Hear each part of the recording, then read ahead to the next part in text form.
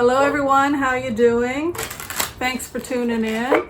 I decided that I was going to do just a couple of blitzes today to find out about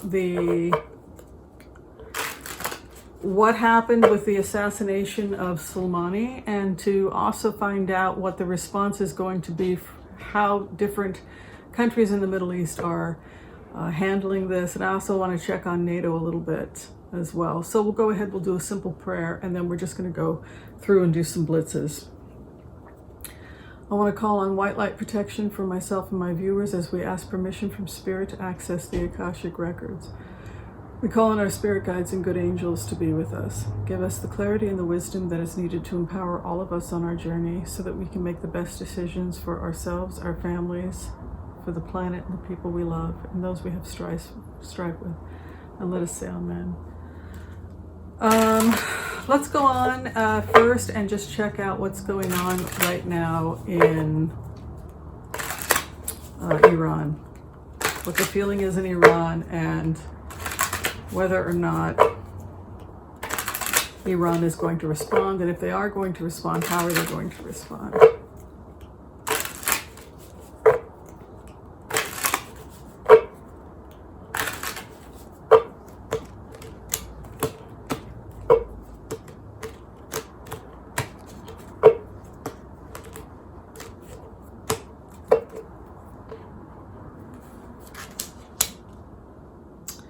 Well, the first thing they're talking about is, you can see the base cards here. I'll bring the camera down so everyone can see.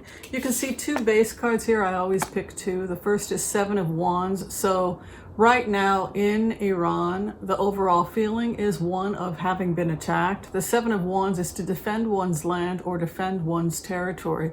It would also suggest that the Iranian people are starting to feel more unified, not less, since this attack, because of this feeling that we are united against a common enemy. That's the Seven of Wands, to defend one's land. So there's a feeling that petty differences or arguments, things that separate the average Iranian citizen, will be put aside for something that is greater than petty politics, and instead there's a feeling of unity that we all must come together now to defend our land because our land is under attack. The other thing that's coming in is the Page of Swords, which can be spies or someone coming in attempting to gather information, communication. There is an awareness by Iran at this point of spies, or they're very much focused on the idea of finding out who the informants were. Because when you go into this remote, you have a feeling that communication was going on between the United States, Israel, and possibly Britain and Saudi Arabia as well, which means that there were informants inside of Iran that not only were tracking Soleimani, but had such accurate information about his activities that they were able to determine where he would be at any given moment. So that level of access to the person that they had targeted is one of the messages that was being sent to Tehran. It's the message by the US that this is the level of access and information we have inside of this is how deep we are inside of Iran's intelligence. Where they are right now, creating a new situation, new contract. This can also be that now is the time in Iran to re-strategize. I remember when I did a remote on Soleimani, there was a really intriguing feeling to him, even though we fought on opposite sides of Soleimani in this war, so to speak. If you look at him objectively, he saw his life and his purpose philosophically. Soleimani viewed his life as belonging to something that was greater than himself, the mission, and he felt that when he died, others would take up the mission. And so he saw his life in relationship to his purpose. Now the mission continues. If there was any message that Soleimani and his supporters would give the West, it is to understand that this movement to protect Persia and Iran has existed for a very, very long time, and that the West will never destroy this commitment to protect and defend Persia. And if anybody like Soleimani, who's a leader in the movement, is assassinated, there will be more people that will rise up, because this is a movement, as far as he's concerned and his followers are concerned, this is a movement that will never be destroyed. They will always rise up and they will always fight back.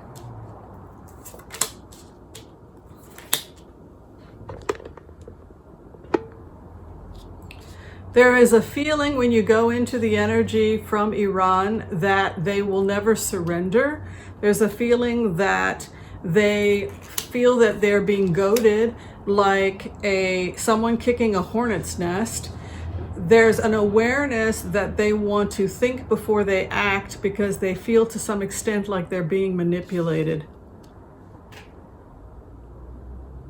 This really put the stop on any hopes of negotiation, and even to the point of future meetings in Europe. There were meetings that were going to be happening in Europe to negotiate new trade or new dialogue with Europe that seems to have been put on hold as a result of this. You can see the Knight of Pentacles moving in the 4th house, which is suggestive of some kind of a stop. A violent military aggression in the past puts it to a stop.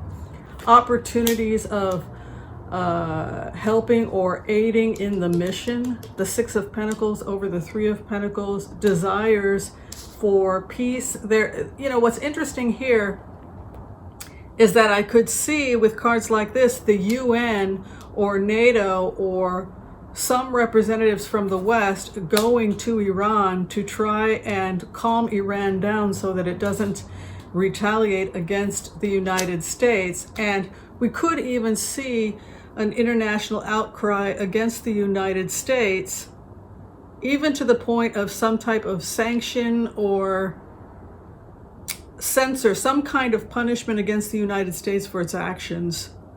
I don't think we are going to get support from Europe and even from people in the United States for what has taken place. And we could see a break between Europe's position and America's position. Again, even to the point where it makes NATO look very frail, or the relationship between the United States and NATO looks very, very frail. And this actually creates more sympathy for Iran rather than less sympathy for Iran. And it could suggest Iran heads into a better position strategically in the next 5 to 6 months as a result of what we did. So they now so Iran to some extent looks like the victim in Europe.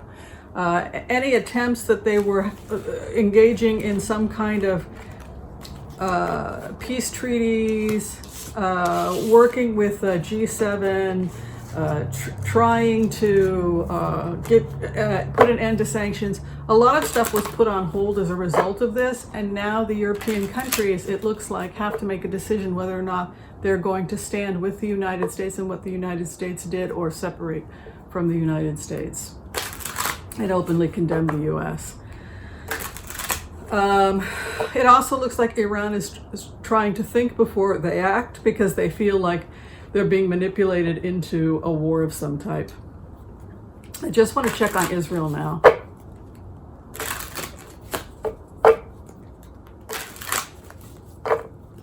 What is going on with Israel? And specifically, I want to just check on Netanyahu.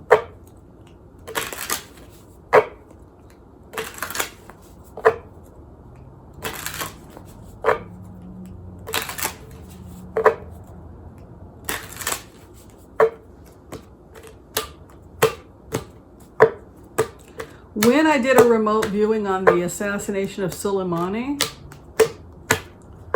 I heard two things.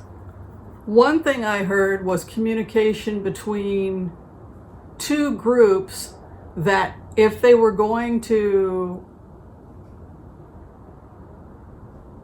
do a drone attack, this was their opportunity. And I also saw something about them monitoring Soleimani's movements for it looked like about 4 days. And so that would suggest that somebody had Soleimani's schedule, and that whoever had his schedule activities was somehow delivering that information to the United States, Israel, and possibly Saudi Arabia. And it goes to show just how deeply embedded those countries are in Iran. But now going into Israel's energy,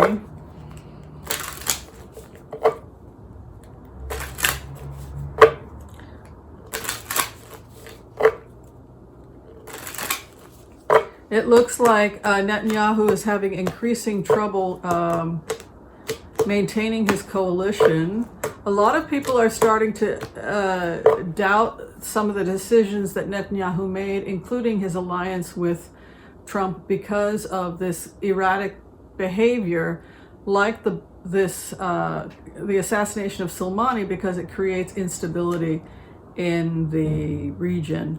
We can see the Page of Pentacles and the Queen of Pentacles moving in, so there's something about business, some kind of business as usual, or a feeling that this was somehow arranged ahead of time, some type of offer or communication. There's also something about American intelligence and Israeli intelligence meeting and debriefing and discussing what happened to try and figure out how it happened. There's some kind of sharing of information happening between the US and Israel.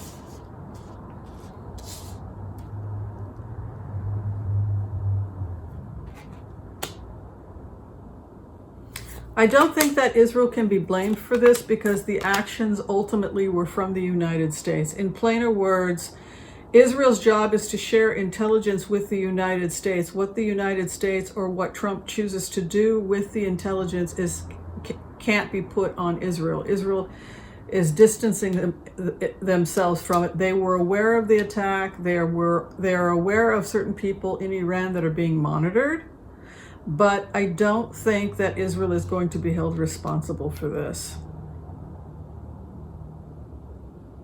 And I feel like there's this peaceful energy moving into Israel where it wants the crazy to end, and it wants things to get more stable in Israel. But also there's a real feeling like Israel is distancing themselves from whatever it is that the United States did.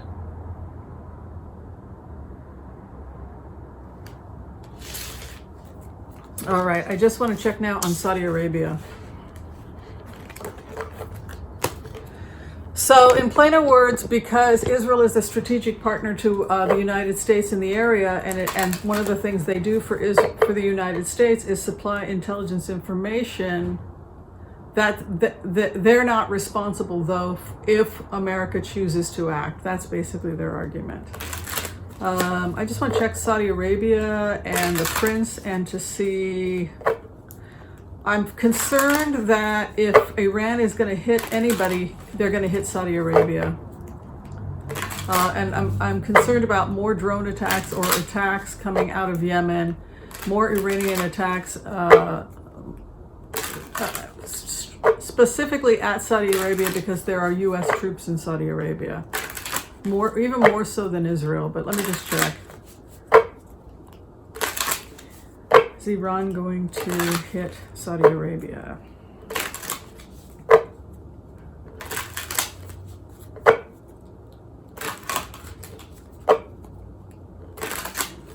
See, I see a lot of calmer heads prevailing, and that they want to get support from Europe.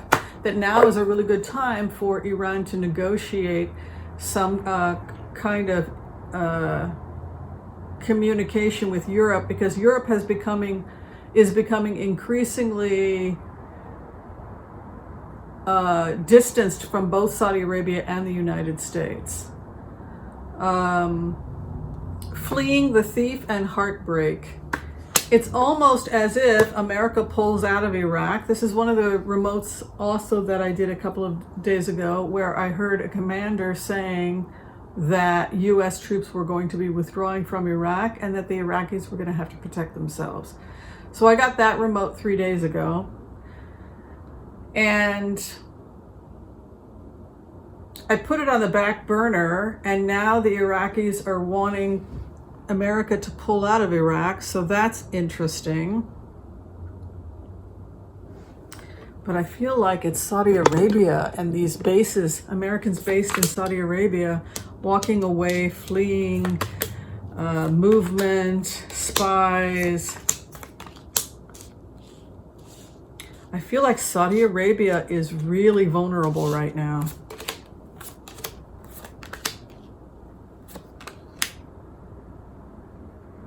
It's like nobody's in charge in Saudi Arabia. The scary thing about Saudi Arabia is that it feels like a lack of true leadership. And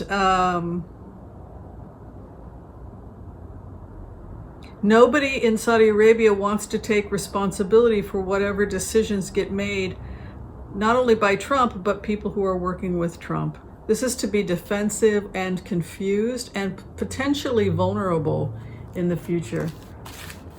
I do want to just check before I move on. I didn't check to see if Israel was vulnerable to attack. I just want to check and see if Israel's vulnerable to attack right now.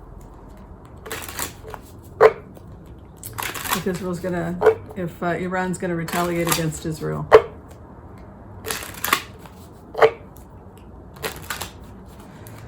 Usually through Hamas or Hezbollah or some other proxy army. And since we've been withholding aid to Lebanon, this would make Israel's northern border very vulnerable.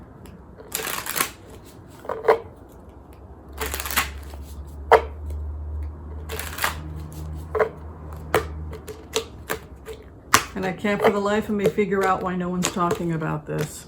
Because it's a bigger issue than withholding aid to the Ukraine, in my opinion.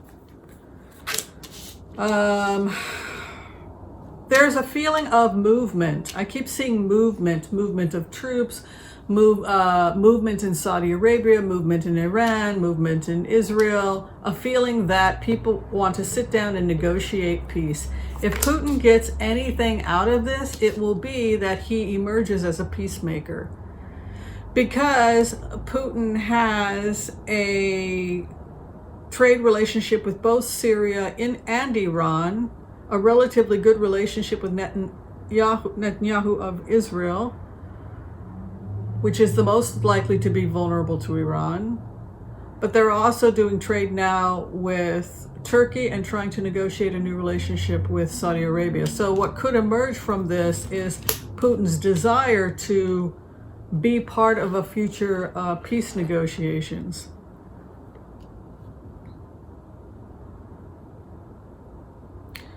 I really feel that Israel feels very vulnerable right now with the 9 of Swords here. And I think that I think that Trump has really is losing very rapidly his base in Israel because of this chaos.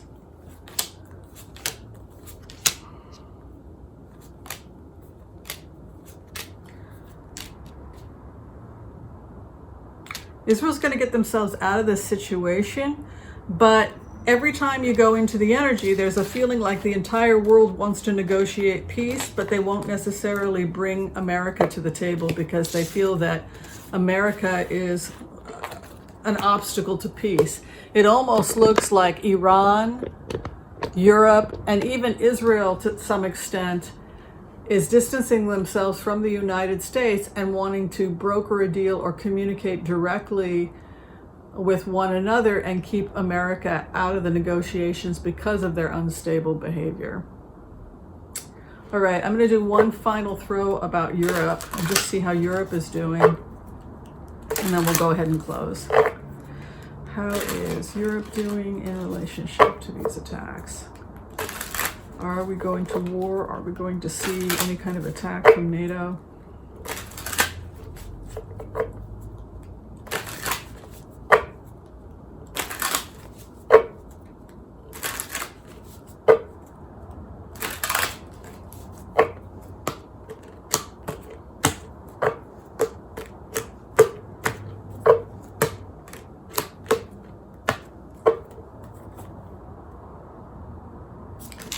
It really feels like this behavior from Trump has really not just harmed America's standing abroad. It's not just about harming our standing abroad. It's more than that. It is as if the whole entire world shuns the United States, and deals and business goes on as normal, but we're not invited to the table.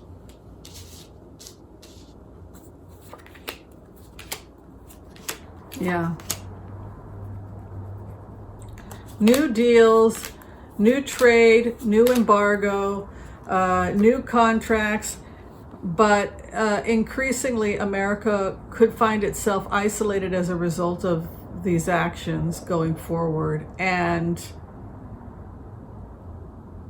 if Nancy Pelosi and the adults don't start to get involved, it could have devastating economic consequences for the United States going forward. I feel like a lot of this is being held on to by Pelosi, and it's going to start coming out very soon. And I think that Trump probably knows he's on the way out of this presidency. I don't know if he's going to be there beyond April of 2020, to be honest with you. All right, those are the tarot cards for today. Thanks for watching, everyone. Thanks for support of the channel. I'll try and do more taped videos when I have time. I know a lot of people prefer them to the live readings. I totally get that. If you have any more questions for anything you'd like me to take a look at, please let me know. And I'll see you next time. Take care. Bye.